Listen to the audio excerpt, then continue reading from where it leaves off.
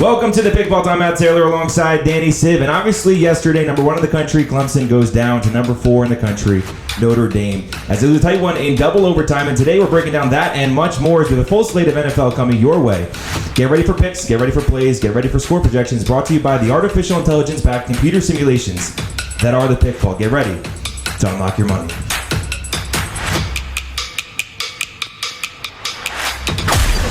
Welcome to the Pick Vault. Taking sports gambling to the next level. No more winging it. It's time to get paid. We're a sports gambling consultation firm. We use sports, news, sports data, stats, and analytics. And we help you unlock your money. Get ready to start winning. This is the Pick Vault. And here's Matt Taylor and Danny Siv. It's the Pick Vault. Gonna sit you down and listen to this real talk. Ain't no first or second option, this the default. Turning picks into these dollars, gonna let them fall.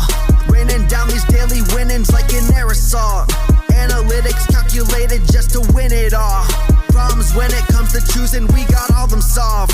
Got the picks that needin' fixed, and you know who to call. Cause this the Pick Vault. And he is right, that's JLive Official. Go check him out on Apple Music, Spotify, or right here on Instagram at JLive Official.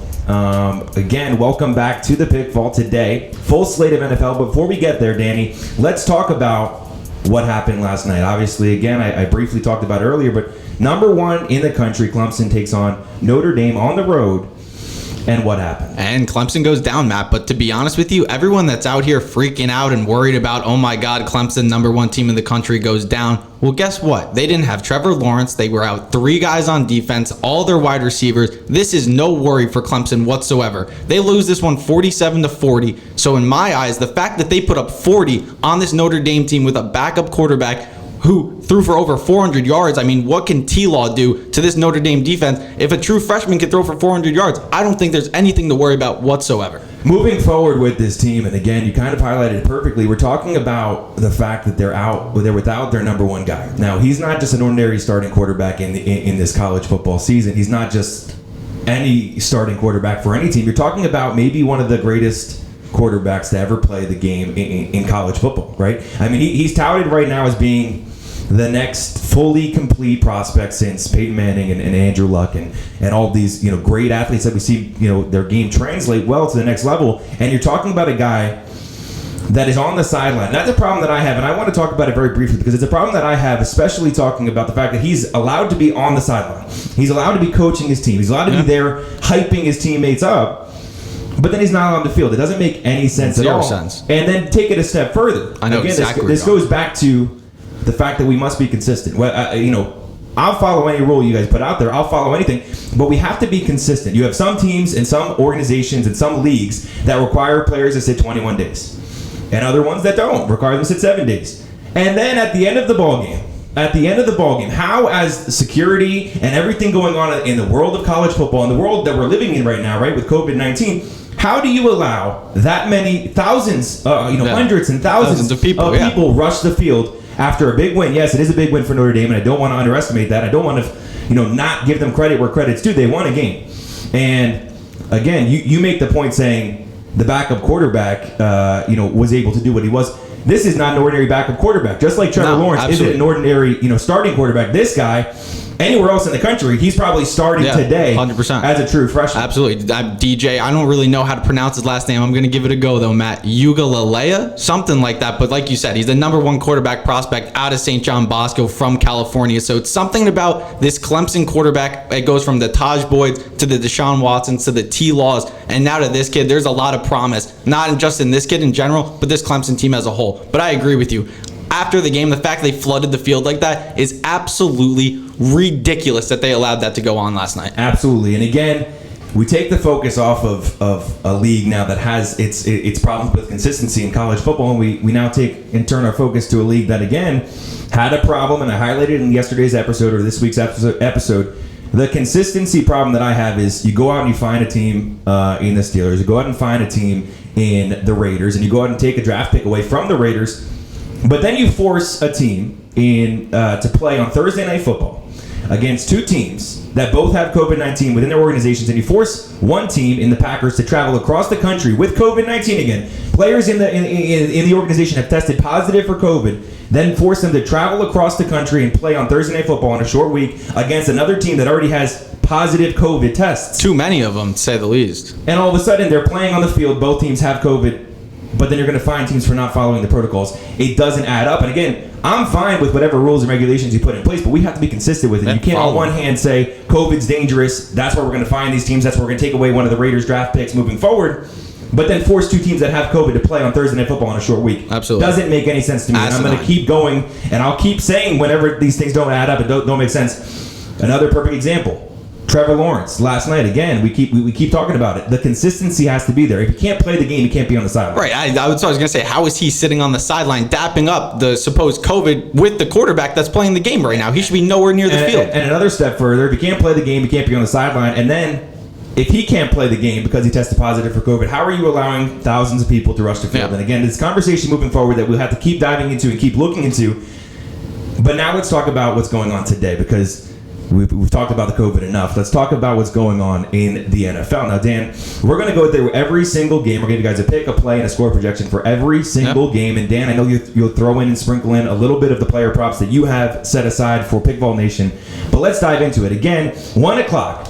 We're talking about a Ravens team, again, that's on the rise. And the only thing that really could hold them back is themselves, right? This is a team that doesn't necessarily have the starting quarterback, in my opinion, that has the capability to take them to the next level. And that's going to be a conversation now that we're in the second half of the season here. We have to talk about the fact that maybe this experiment that has been, Lamar Jackson in the league that we're playing in today is tough, right? Because the Ravens take on a Colts team, and the bookmakers are telling you the same thing. The fact that this spread is only 1 right now, the fact that it's that close, many people are, think it's a lock to take the Ravens. I think it is. And we could dive into that. But one thing that I'm saying is the books are telling you one thing. By making the spread so close, they don't believe in Lamar Jackson. They don't believe in this Ravens offense. And they don't believe in what they're doing. They're going with the traditional quarterback in Phillip Rivers. They're going with the traditional offense in what the Colts can do. So, Dan, Colts and Ravens play here, and give the pickball projection and talk about this game briefly. All right, so the pickball projection, we got the Ravens putting up 24.5 to a Colts 23.3, so the Ravens money line would be the play today. And Matt, to be honest with you, Lamar Jackson, I know there's a lot of question marks around him, and today is the day. They're going into Lucas Oil Stadium. Turf is going to be looking fast. Lamar will be back to that MVP kind of caliber. I need to see a little bit of it. If the Ravens want to win this game, he's got to take the helm. But more importantly, I think this Ravens defense is the reason they win the game. Phillip Rivers is screwed, no doubt in my mind. They are going to have some trouble today. You stuff the run, make Phillip beat you. Ravens shouldn't have a problem with this one whatsoever. You and I agree on one thing, in the fact that Ravens win this ball game, but the reason is a little bit different. I don't believe it's because Lamar Jackson is the MVP. I don't believe the hype there. I just don't. I think, again, I've been saying it all along. Lamar Jackson and the RPO offense has not been successful at any point. It's worked in the regular season for years and years and years. We saw it with Cam Newton in Carolina when they went 15-1. Then what happened in the Super Bowl? They lose. We've seen it with RG3. RG3 got to the playoffs. It worked in the regular season. All of a sudden, the playoffs come around. They lose. Right? So the reason we're talking about this, I do not believe Lamar Jackson is MVP caliber, and I don't believe right now he's the reason they win the game.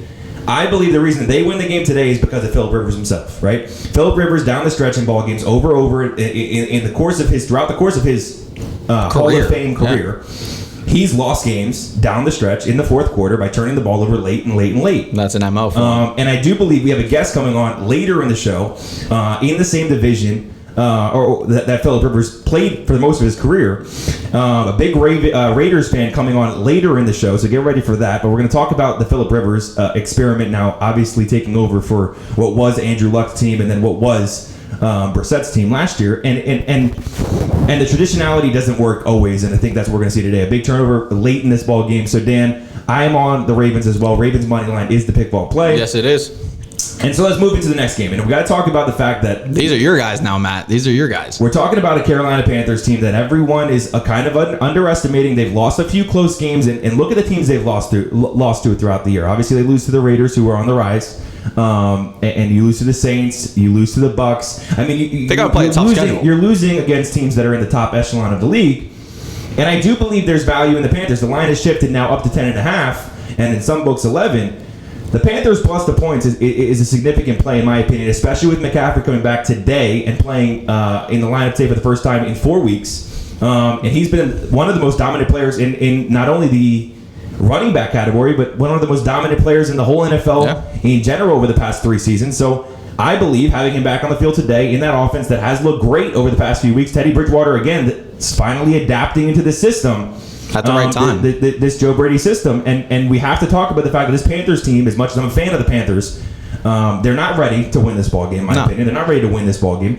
But they are going to be able to cover an 11-point spread or 10 points. And Matt, I'll be honest with you, the pick vault projection is backing all of that up as we have the Chiefs winning this one 31.9, so no surprise there to a 22.9. But like you quoted, they will make this a game. Panthers plus 10.5 is the pick vault play. And like you said, Matt, I think Christian McCaffrey is going to be the difference maker against a Chiefs team that we've seen, they struggle against the run. And out of all people, you got to worry about, like you said, probably the best running back in the league. So I like to see this game get kind of good. So I'm hoping for a good game, Matt, for sure. It's going to be a game that comes down to the wire. And then we're moving on. We're staying in the NFC, or at least half in the NFC, as we're talking about the Seahawks. Now, the Seahawks team, again, year in and year out, does the same thing, right? They're well coached. And Russell Wilson might be playing some of the best football of his career right now. And I believe that is the reason they get a big win today over a Bills team that, again, the first time in years, this AFC East division, for the first time in years,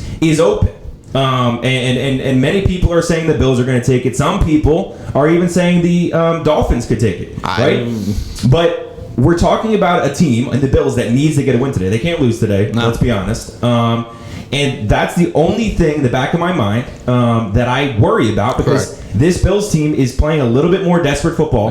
But again, you're coming up against a team that is well coached, has a great quarterback and a great system, and we've seen their defense improve every single week. So Dan, let's hear the pick ball projection. So we got the Seahawks winning this one 30.8 to a Bills 27.96. So based off the pick ball projection, Matt, we do have the Bills almost covering this one with a push. But like we said, we're going to stay away from this one because like we said, we don't know what the Bills bring to the table. Each week, you see a different Josh Allen, you see a different defense, you see a different Singletary, a different Diggs. I don't know what to buy into this Bills team. So the pick vault play of the day is going to be that over at 55 because, like you said, the Seahawks defense does improve, but they're not going to improve that much. Josh Allen puts up points, and MVP Russell Wilson, you know he's going to put up points. Well, every week we see this Bills offense put up a lot of points. Even in weeks that they lose, they put up points, and sometimes that's because of their defense. I do think Josh Allen gets a little bit too much credit for some of their successes, to be honest with you. That's my personal opinion, but again, I do like the over. I do like the over today, over 55. So let's move on.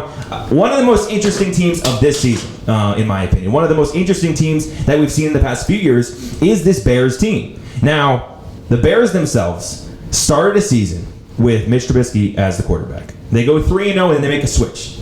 Doesn't make any sense to me that they made the switch, and now they're talking about making the switch back to Mitch. That's a disaster, though. That's a disaster. If you can't decide between quarterbacks like that, we're at week 8 and you're up in the air about who you're going to start. It's a major problem, Matt. Major problem. See, many people see it as a problem. I don't necessarily agree with you. This offense got wins with Mitch Trubisky, and they also got wins with Nick Foles. And I do believe we've seen a different era in the NFL where teams and coaches are okay kind of switching it up, right? Because sometimes you need that. I mean, we're talking about a Nick Foles who won a Super Bowl with a team that wasn't his team. 100%. He won a Super Bowl with the Eagles, who was Carson Wentz's team. And the fact of the matter is, I don't think either of these quarterbacks, Mitch Trubisky or Nick Foles, is the answer. Absolutely. Whatsoever. Couldn't agree more.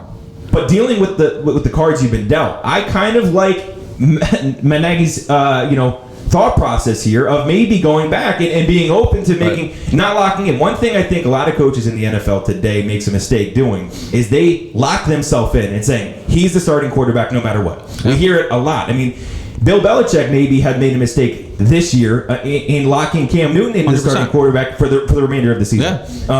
Because when things do go awry, you can't even test out Stidham. You can't even test it out because you now will look like you're why'd you even bother? What we said. So Dan, break down this ball game as the Bears are getting 6.5 today against the Titans, and the Titans again are another one of those interesting teams that finds ways to win. Right? They're a team that may not be the most talented team. They may not have the most talented quarterback. They may not have the most outstanding roster, but this team is well coached, and they find ways to win. So let's hear the pick vault play. So the pick vault play, Matt, the Titans winning this one 27.75 to a 19.11. So obviously with that spread at 6.5, I know the money line is a little juicy at minus 278, but taking the Titans money line here is a game they have to win. And like you said, they don't have a spectacular lineup.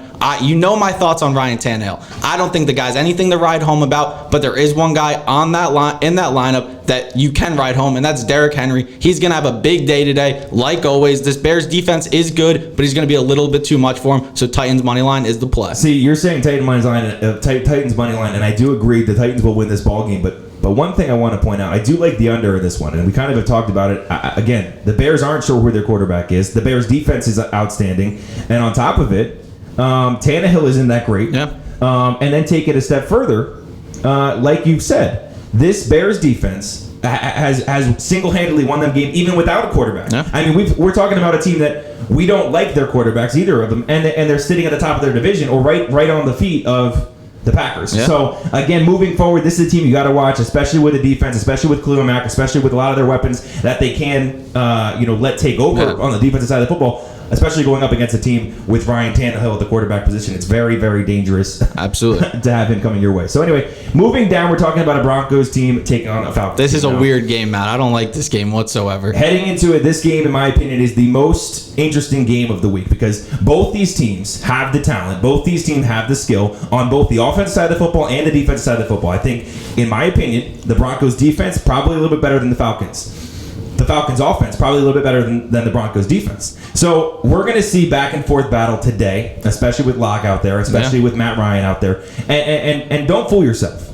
As much as the Falcons season is over, because yes, they're in fourth place in a tough NFC South division with the Buccaneers at the top, the Saints in second place, the Panthers in third place. Again, it's going to be very hard for them to ever make it out. Even if they went undefeated, they probably don't even make a playoff the remainder of the year, just based on the division they're playing in. Well, right, Matt. And honestly, my take on the whole thing, not to cut you off there, but I don't know if I could rely on this whole Falcons offense. I know we talk about it all the time, but I don't know what the whole thing is. They always find a way to blow a ball game. And I'm telling you, with Drew Lock and the moxie and swagger that he brings, he lives for these kind of moments. So that's why I'm a little nervous about this game in general. I think Well, what I was going to say is, even the fact that they are at the bottom of their division, they do have the talent in Matt Ryan. They do have the talent in Julio Jones. And what I was going to say is, don't fool yourself.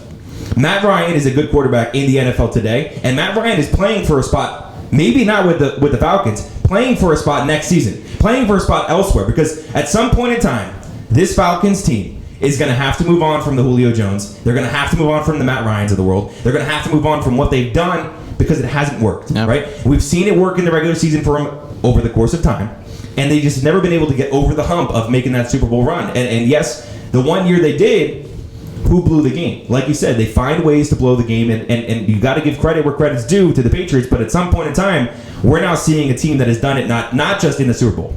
They've now done it this year. They lost a really close one to the Cowboys, and they lost to the Packers, and they lost. I mean, they lose very close games, and again, I think today's another example of that. I believe that we're talking about the Broncos getting a very close win over this Falcons team, because the Falcons will find a way to lose this one. And that pick ball projection, Matt, everything you said, Broncos win this one 25.38 to a 24.88, but play it safe. Take the Broncos +4, because like we said, Matt Ryan, Julio Jones, they're still a combo that you have to worry about, so you never know what you're going to get with them. So play it safe. Broncos +4 is the pick ball play. Perfect. Next up, we have the Texans, another team that, from every point of it, has underperformed at every single stage of the game. You're talking about a team that is heavily invested into their quarterback.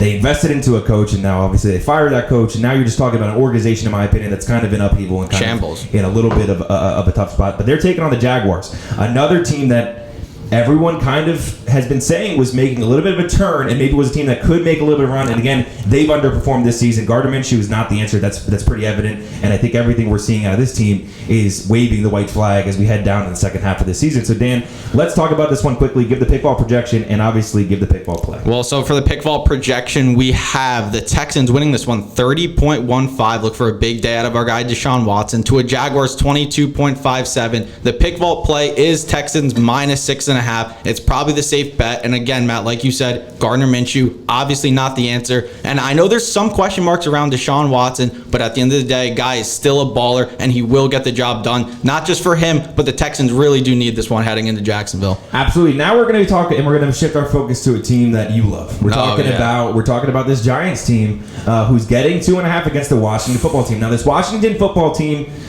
is they're the wild card because they can go out there and they can put up points. Kyle Allen can play football, and we could see a well-coached team in Ron Rivera, and obviously we could see them doing it. But on the same token, you're talking about a Giants team that has talent. And we've seen Daniel Jones is much better than I gave him credit for. I've been harping on Daniel Jones, and I'll be the first one to say he's kind of outperformed where I thought what he was capable of doing, especially without Saquon Barkley. Saquon goes down early in this year, and all of a sudden we're talking about a Giants team that is competitive week in and week out, and every time they lose, they're losing close games, which is fine, right? Because you're one step away from making a significant move and a significant run, and I do believe Saquon comes back. If you do keep Daniel Jones and you keep losing this season, you get a high draft pick, and all of a sudden you go out there and you get somebody, whether it's an offensive lineman or you get somebody and it's a weapon, and you make one move in the offseason and get a free agent, all of a sudden this team could look totally different next season. They could look like a totally different Giants team. So Dan,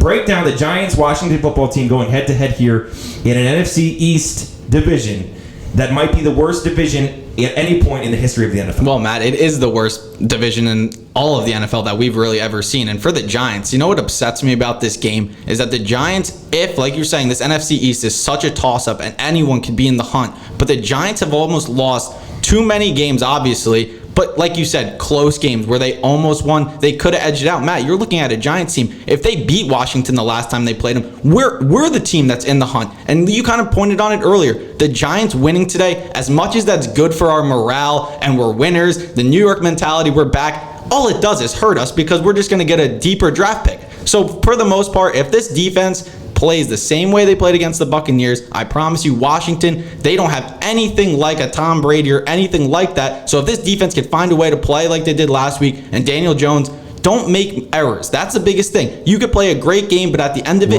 you'll throw a pick. Well, and that's the problem. As I've said about this Giants team and really the NFC East as a whole, you're talking about a division that I believe all the teams in that division are absolutely screwed moving forward. I just kind of gave you a scenario where I believe the Giants could make a significant move, and I think the only way you do that is if you tank. You absolutely tank right now. And the reason I say everyone's screwed in that division is because all of those teams, whether you have one win right now or you have 2 wins or you have 3 wins, all those teams are in this conversation for the long haul. I mean, 5 weeks from now, when we have 3 weeks left of the NFL season, all of these teams will most likely be in the hunt in that division. Which is crazy. So you really can't tank because you have a real chance to make the playoffs this season. And a team like the Washington football team, if they did make the playoffs this year, you're talking about a team that out of nowhere kind of got a free ride to the playoffs. And again, Dallas is one quarterback away. If they go out and make a move for like a Matt Ryan, or they go out and make a move for a Ryan Fitzpatrick, or they go out and make a move, they still have time right now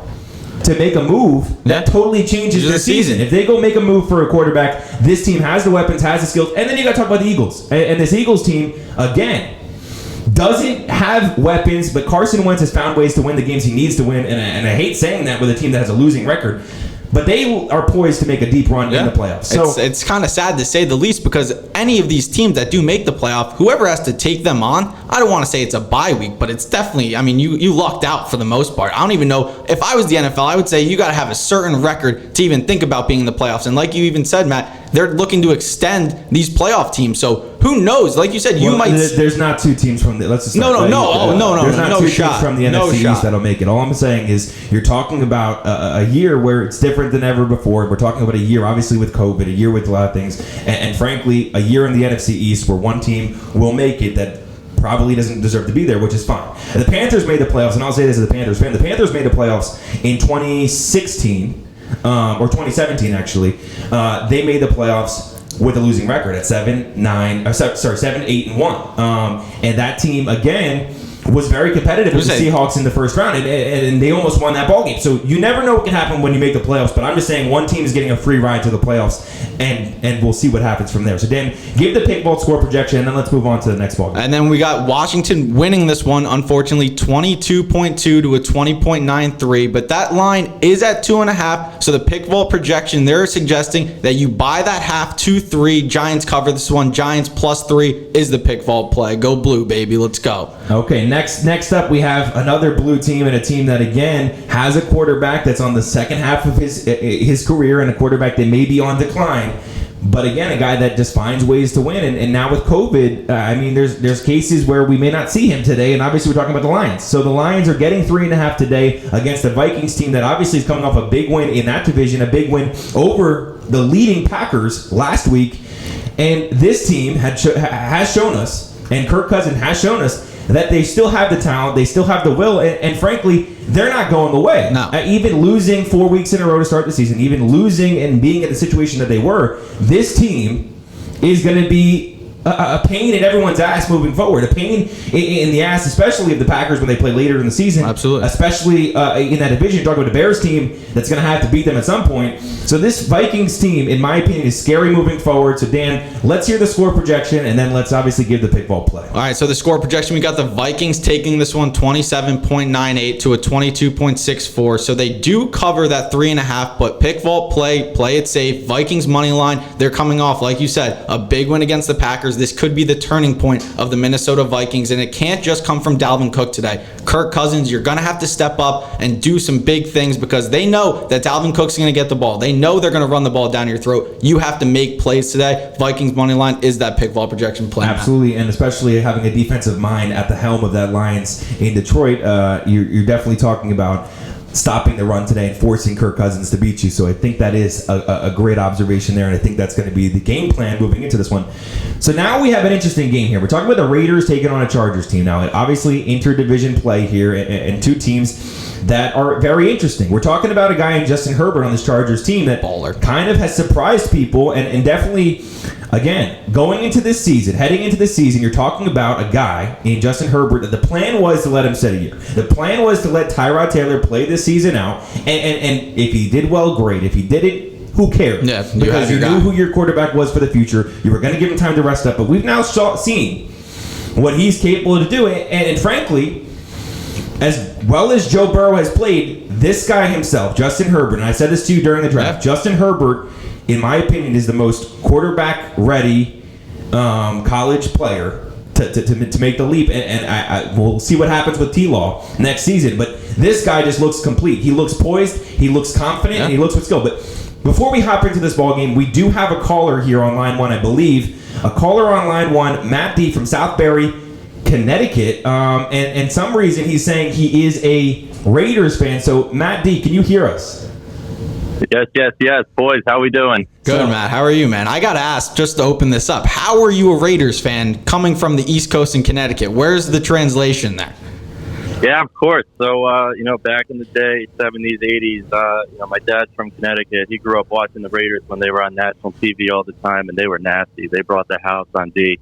And, it's just something that's correlated to me growing up with him. I like that. So welcome to the Pick Vault. And now we are kind of we're kind of running through all these games. We're running through the NFL slate, and we briefly talked about what happened yesterday. We also hear you're a Clemson fan, so we could touch on that after we run through this NFL slate. But today, your boys, the Raiders, Derek Carr on the field today, John Gruden, knocking on wood, as they say, and all of a sudden, the Raiders taking on the Chargers. What are your thoughts going into this game as a Raiders fan, especially with how well Justin Herbert has looked throughout this season for the Chargers team, and especially, I'll take it a step further, he's going to be playing at his best over the next 3, 4, 5 seasons in a Chargers uniform. He's their future. So what is it like as a Raiders fan watching what Herbert's doing, and what are your thought process going into today's game? Yeah, definitely. We've had a tough schedule all season, and Herbert, look, he is behind Joe Burrow, probably second best rookie in the league. The Dolphins got to be kicking themselves for not taking him. Tough game. He's a great quarterback. He's young. He's got all the skills necessary, and the weapons around him. Keenan Allen, obviously a top wide receiver. Mike Williams, another guy who doesn't get enough credit coming out of Clemson. Big receiver, big downfield threat. And obviously Hunter Henry at tight end. they got a good team. Definitely a game that scares me. Obviously, an interdivisional game. You can never overlook these games. But obviously, I like my Raiders. Can't go against them. Derek Carr's had a great season. He's a top 10 quarterback in the league. People don't agree with me on that. So I'm going to cut you off there for a second, and I kind of want to give you a moment to talk about Derek Carr because I'm intrigued by this too. Because saying he's a top 10 quarterback in the NFL today is definitely, I would say, a hot take at this point. But the numbers do back up your claim, and I will stick with you here. He does have a top 3 QBR in the NFL, and he also has a top 3. This is what really surprised me. Completion percentage. This guy just throws passes, and yes, maybe he's more of a game manager, not necessarily a game winner.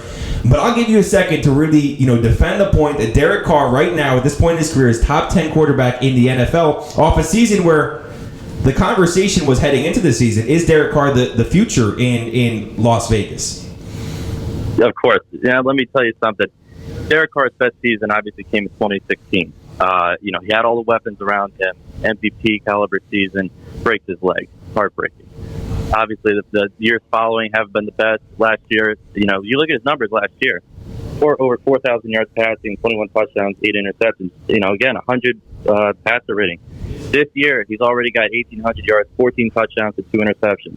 Like you said, his passer rating is top 3 in the league. The guy makes plays. Yes, he gets criticized for not throwing the deep ball. Yes, he gets criticized for not winning games. But I'll give you another stat to look at. Chiefs have 1 loss this year. It came to Derek Carr. He had above 200 yards passing before the second half. And, you want to say he doesn't win games? I think he might have the top 2, top 3 most fourth quarter comebacks since he's been in the league, or since 2015. He is a winner. People say, his record, blah, blah, blah. He's just like his brother. He could win games. He's a talented quarterback. Well, I think he definitely has shown us that he's not his brother, and he definitely has already surpassed that. But again, like I said, the numbers do back it up. 71.1% passing the football this year. He's thrown for 14 touchdowns, 2 picks. Now that, in my opinion, is what we have to be talking about, because you're talking about the fact of the matter is, the fact that he's thrown 14 touchdowns isn't extraordinary, especially through 8 weeks of the season. But the second number there, 2 picks through 8 weeks. I mean, that's a complete flip around from previous years, especially from Derek Carr. In my opinion, I don't know what he did this offseason. Maybe you give credit to John Gruden. My question is, I think you give credit to Josh Jacobs as well. Yeah, their run game is dominant. Who do you give the most credit to for Derek Carr's turnaround? And like you said, maybe I don't agree with you that he's top 10 today, but at least he's in the conversation at this point. So who do you credit for the transformation and the fact that he's been able to hold on to the ball for a guy that maybe was known for turning the ball over early in his career? Yeah, that's a great question. Like you said, a lot of people want to say Gruden, but I'll be honest. I'm going to give the media as the reason for a turnaround. He hears it. He hears it all the time. Oh, he's not a quarterback one. He's not a franchise quarterback. He hears it. And I think this offseason, he said, you know what? I'm not going to get into it anymore. I'm going to block it out. And, some of the things he did in the offseason when COVID's going on, had some of the guys come out to a local park in Vegas. He's just trying to be a leader. And I think he heard it all from the critics. He heard that they can't be the Chiefs on the road. He's never won there. Boom, won this year. So he's heard they can't win in the cold. Boom, last week go to Cleveland and win a tough one. I think he hears it from the critics, and I think that's what gives him the fire. Absolutely. Now you're the one that brought up the media, so I'm actually going to expand on that point. You brought up the media here. Derek Carr, and we'll take a break from the Carr conversation, but this Raiders team has been in the media, maybe not for the greatest reason. Obviously losing a draft pick due to COVID-19, the lack of following protocols, and John Gruden has been now fined hundreds, with an S at the end, of thousands of dollars, not only for him personally, but the organization as well. So, you pointed out that during COVID, Derek Carr went out in Vegas and was at local parks throwing the ball with his receivers. Do you believe, that it's appropriate for them to be getting fined the way they have been? And what are your thoughts? How does that take a toll on a team that obviously is in the thick of it in a division where they I would say need to keep winning in order to get a wild card spot? Yeah, you know what? The NFL is always coming down on the Raiders. Look at the Titans. Look what the Titans did when they shut down the facilities, and all these guys are still out in the park practicing. They're literally having full practices. Titans got nothing. They got a slap on the wrist compared to what the Raiders got. I get, for obviously first offense was that Monday Night Football matchup against the Saints. Both Gruden and Sean Payton got fined. I understand that. I understand there's precautions, but like you said earlier, you got to have that consistency. In the NFL, let's be real, they don't have that consistency. Yeah, at all. And I think this is just another, example of that. And Matt, before we read this pick vault projection, I got to ask one question because I don't get to talk to Raiders fan. You might be the first Raiders fan I'm actually talking to. I got to know, on draft day for this past season, you're sitting in that spot picking a wide receiver, and you have Henry Ruggs, Jerry Jeudy, CeeDee Lamb. If you're in that Raiders, making that pick, who are you taking? Do you like the Ruggs pick, or would you say you would have fared better with a CeeDee Lamb, a Jerry Jeudy? Because you kind of credited that Derek Carr isn't known for that deep ball, so I guess getting Ruggs is for that deep ball? Yeah, so I'm sitting in that seat before the draft. I was saying it. I wanted Ruggs. Ruggs was the number one to me. They needed someone to compete with Tyreek Hill in that division. And look, I guess the numbers aren't there right now. He got a touchdown reverse last week. That should have been one. But the numbers will come. They're still implementing him into the offense. It's going to come. He's going to be a threat. He's going to be a Tyreek Hill. It's coming. I like that. Well, sticking in that same kind of conversation here, you got to talk about the fact that we are in the ever-changing NFL, and we are in a different era in the NFL where, again, normally, I would say previously, especially talking about the Raiders in the 70s, the Raiders in the 80s, as you brought up earlier on, they were in a completely different era in the NFL where it was heavy defense, right? Defense won championships, and now we're kind of in an NFL where it's the opposite, right? With the Patrick Mahomes, especially in your division specifically, you're talking about the deep threats, you're talking about the Tyreek Hills, as you just said, and going out and getting Ruggs and having the ability to be downfield and throw the ball downfield. That is how the only thing that I have a question mark about Derek Carr. Now, in that 2016 season that you brought up, Derek Carr, in my opinion, surprised me. And again, he passed the eye test, but he surprised me with his ability to be precise with the football down the field. And even some of his mistakes and turnovers in that season came more from fumbling the football, not necessarily from throwing picks, but even his picks that were thrown were more on the short pass. The one thing I have to say about Derek Carr, and again, I'll give you the opportunity to respond to it, is they need to be able to throw the ball downfield, especially right now in this era, at this time in the NFL that we're playing in today, in the NFL we're watching today, where it's heavy offense, and there's a lot of points being scored, and quarterbacks are expected to be able to throw the ball down the field. I mean, look at the quarterbacks in the league. And again, you make the argument that he's top 10, but let's just talk about briefly some of the quarterbacks. Even Tom Brady this season. Yes, he has a bunch of weapons, and I'm not going to give Tom Brady credit for being able to throw the football down the field. But even Tom Brady is throwing, he had it last week. Tom Brady had the longest pass of his career. The longest pass in the air of his career. And so that just shows, in my opinion, that we're in a totally different NFL than ever before. So the one question mark I have about Carr moving forward, do you think he has the ability to make those deep passes? And yes, they go out and get Ruggs. Yes, they do these things. But does he have the ability to stay in a game in the playoffs and make those passes downfield? Because looking at their offense this season and looking what I think they're going to do today, I think the game plan, and you can, again, correct me if I'm wrong, you're more of a Raiders guy than I am, the game plan is going to be hold on to the football, make the rookie make a mistake, and obviously Derek Carr manage the game, and let's go out and win a ball game close. You're talking about like a 3-4 point ball game on a good day today. And he's going to pass the ball over the middle of the field, run a bunch of slant routes, throw the ball out of the backfield. We're talking about short passes, and that's why he's able to, throw 77 completion percentage. So throwing the ball down the field has to be something that they have to work on moving forward. What are your thoughts, and what is your trust level in Derek Carr right now at this point in his career? I know what it was in 2016 at being able to throw the deep ball down the field and actually come back in a ball game, right? Because as I said, the one thing I have a question mark about Carr is he's a game manager and not necessarily a game winner. And I haven't heard any argument from your end to kind of back up the fact that maybe he is a game winner and able to throw those deep passes and able to come back in ball games and able to actually take over ball games. And that is what he's not able to do that maybe he was able to do in 2016. Yeah, definitely. I'll start with this. That Chiefs game this year, they were down, I believe, 10-0 early in Arrowhead. They come back on the road, and they came back in that game, and they dominated in the second quarter, and they really closed the Chiefs out in the second half. He came back, started throwing the ball down the field more, really came back in that game. You look at 2016, the weapons he had. He had Amari Cooper. First of all, I'll make this point. He's soft. He's soft. He's not a number one receiver. Michael Crabtree, Clive Walford was the tight end. You look at the guys they have this year. Obviously, Henry Ruggs. Darren Waller, who's a top 3 tight end in the league. Another guy who's really shined this year, Nelson Aguilar. The guy, I mean, he used to get criticized for drops. I think he has 1 or 2 this year. He's making deep plays. He's got speed. He's big. He's physical. He can make plays.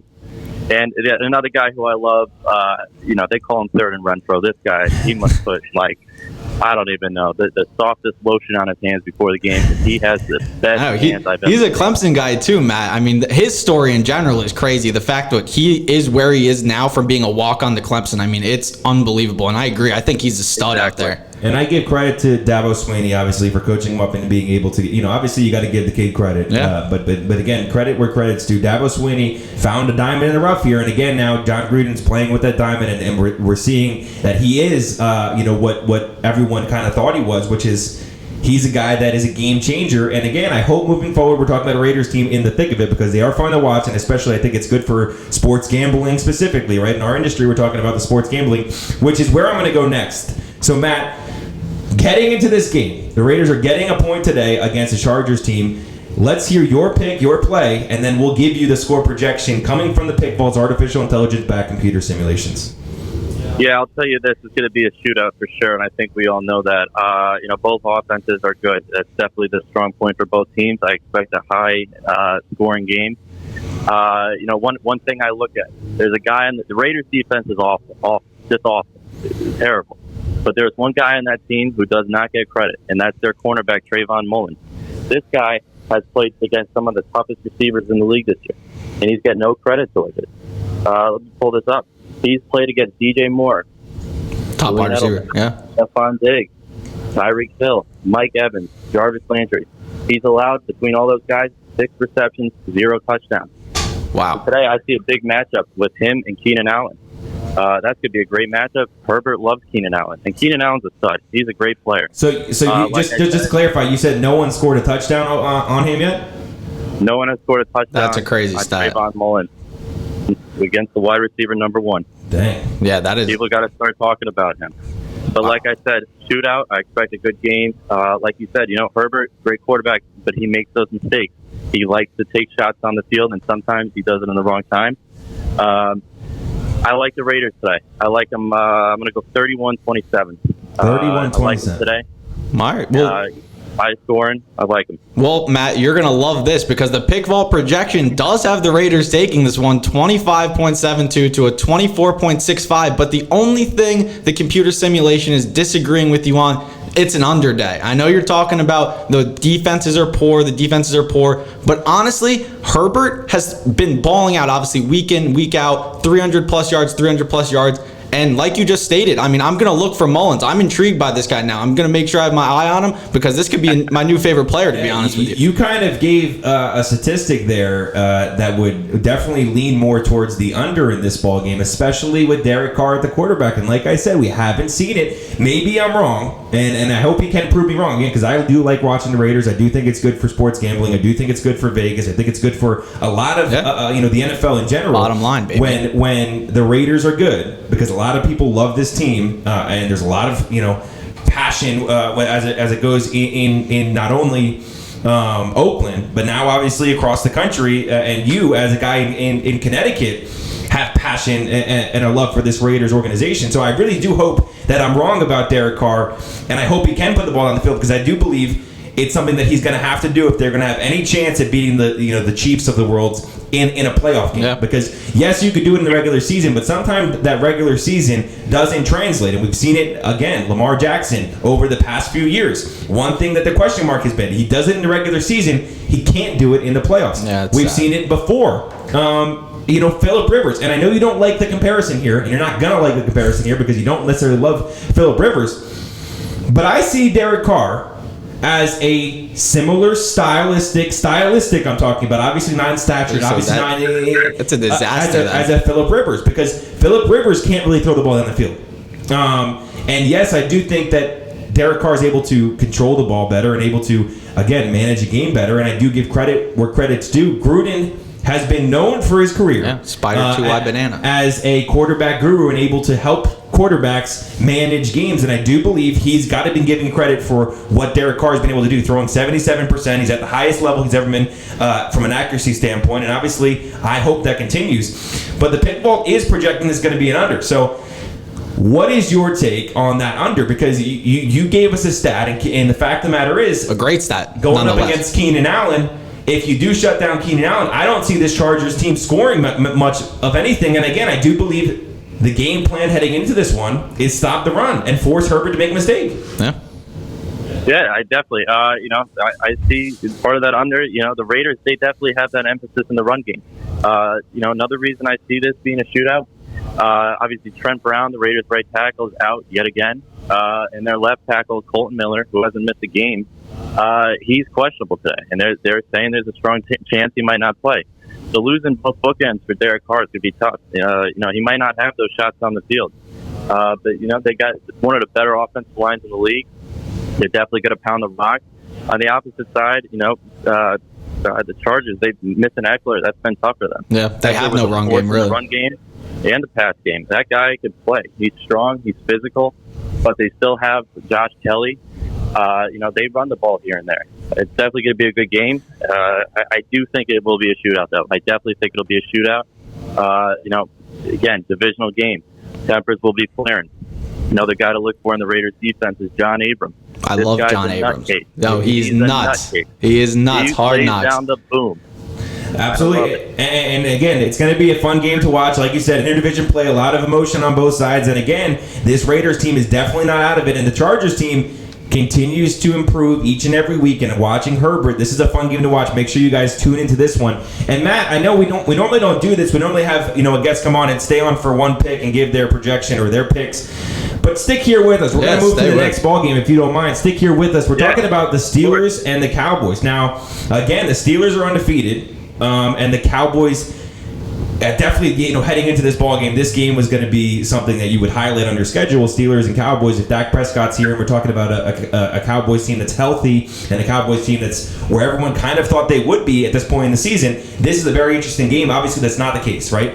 Dak goes down, Andy Dalton goes down. We're now watching the third-string quarterback head up against a undefeated, well-coached, maybe the best coached team in the NFL, in my opinion.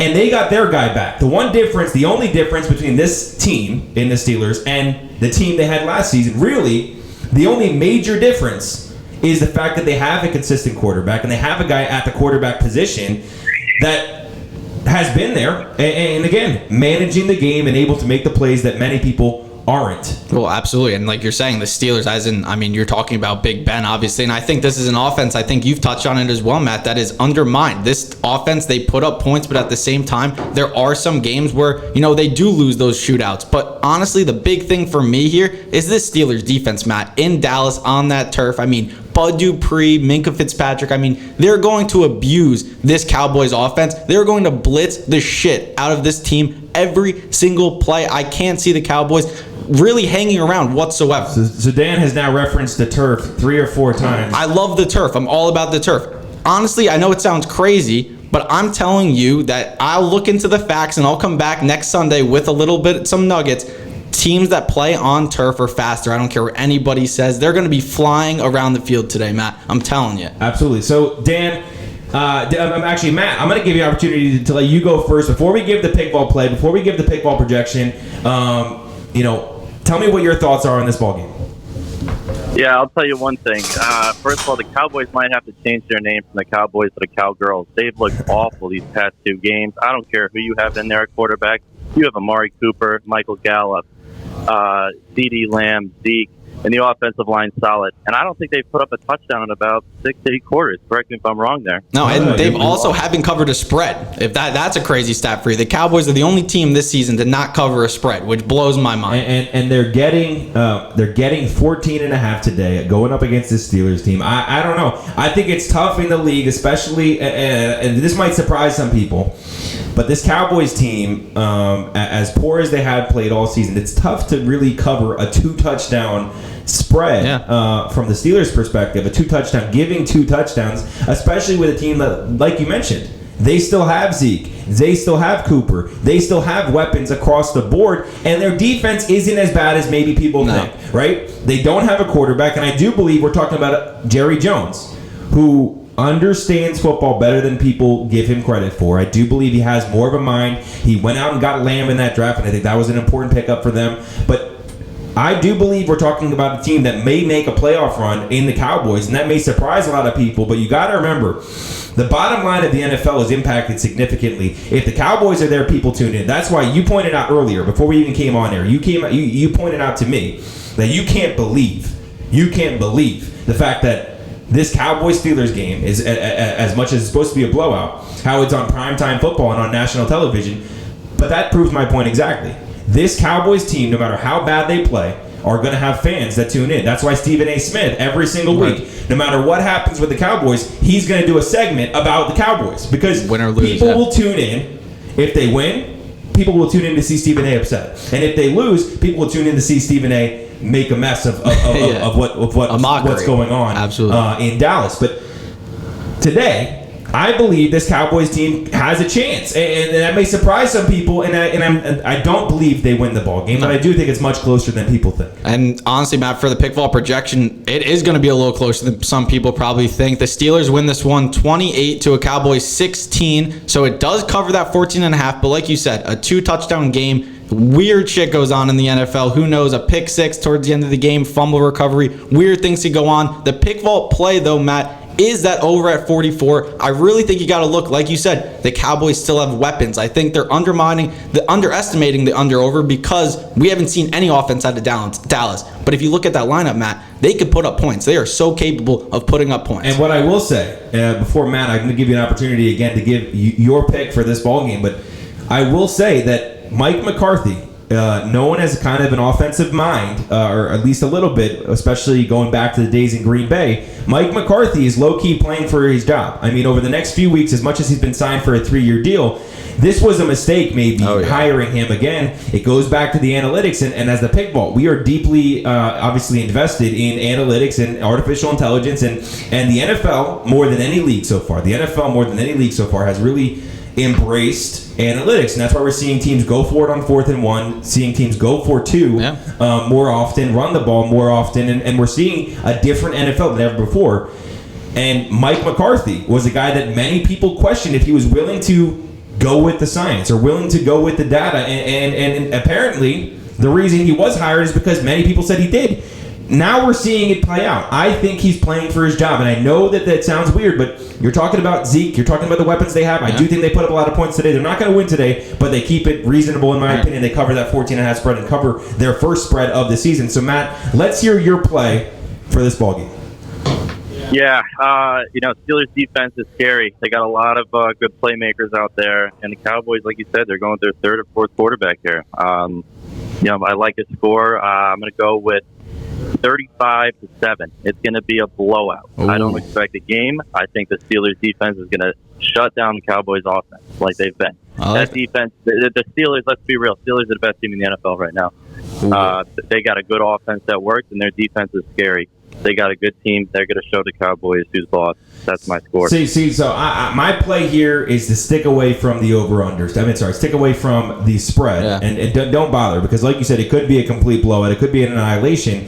The pick vault isn't projecting that, but you never know what could happen in a game like this, especially with a team that's playing their 3rd-string quarterback. Right. You can't give them credit, but I do believe they do have too many weapons to only put up 7 points. I do believe we're seeing it. So.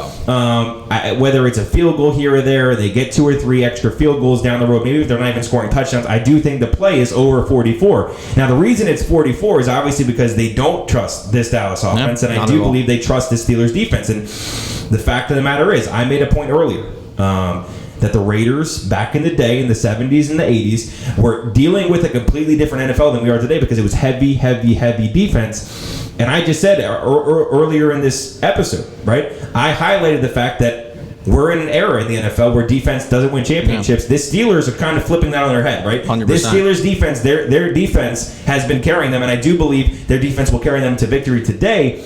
especially going up against a third-string quarterback. I can't highlight that enough. It is a third-string quarterback going up against one of the best defenses in the NFL. I feel bad for the guy, to be honest. But I do believe they put up 10 to 14 points, maybe even a little bit more. We have them putting up 16.53, and obviously that's based on artificial intelligence.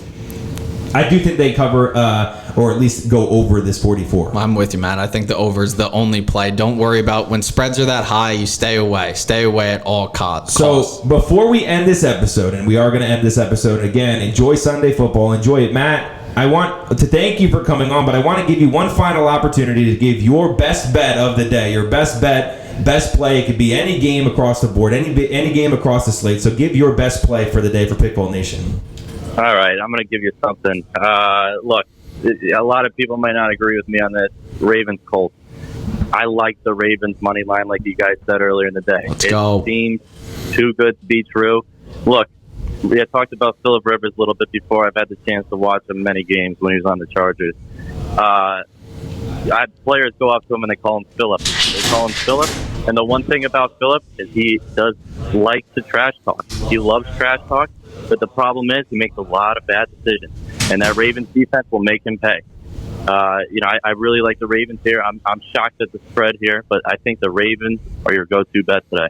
Yeah, and as I said earlier on in the podcast, the reason I believe this spread is significant, it goes back to the overarching theme that I've made an argument for weeks and weeks and weeks.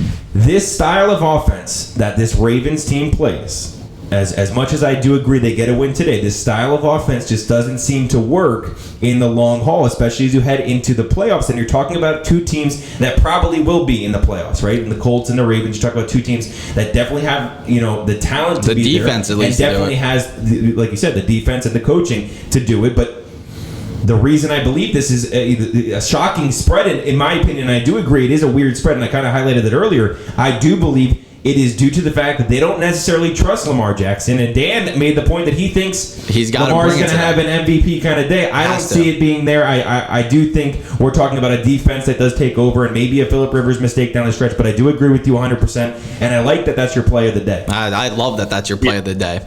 This is a big game for the Colts because, they got a tough game here with the Ravens, and they play on Thursday against the Titans. Those are two playoff teams back-to-back.